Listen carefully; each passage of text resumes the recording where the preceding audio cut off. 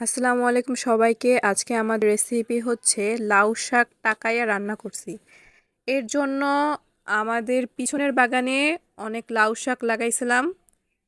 সেখান থেকে কিছু লাউ শাক এনে তারপরে কুটে নিচ্ছি। লাউ শাকগুলা ডগা ভেঙে কুটে তারপরে ভালো মতো পানি দিয়ে ধুয়ে নেব। আজকে আমাদের ইচ্ছে হলো যে একটু লাউ শাক ভাজি খাবো।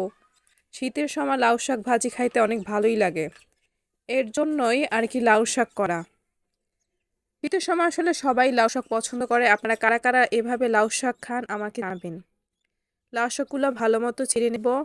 তারপরে ছেঁড়ার পর পানি দিয়ে সুন্দর করে ধুয়ে নেব। ধোয়ার পর লাউ শাক ওই পাশে রেখে দেব। লাউ শাক করার জন্য আমাদের দরকার আরও হচ্ছে আপনার আলু আর হচ্ছে বরবটি। এখানে আমরা কিছু আলু কেটে নিচ্ছি আর সাথে বরবটিও কেটে নিচ্ছি।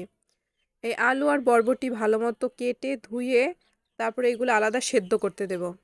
এগুলো যখন প্রায় সেদ্ধ হয়ে যাবে তখন এটার উপরে আমরা লাউ শাক দিয়ে দেব।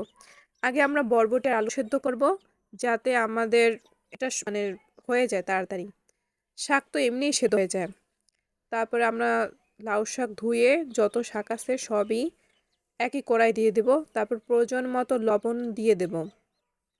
এই যে এখানে আমাদের লাউ সেদ্ধ হয়ে গেছে, মানে লাউ পাতা সেদ্ধ হয়ে গেছে।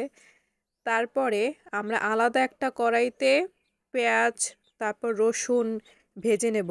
যখন প্রায় লাল হয়ে যাবে তখন ওই পেঁয়াজ রসুন আর তেল সব কড়াইয়ের মধ্যে দিয়ে ভালো মতো নেড়ে নেব।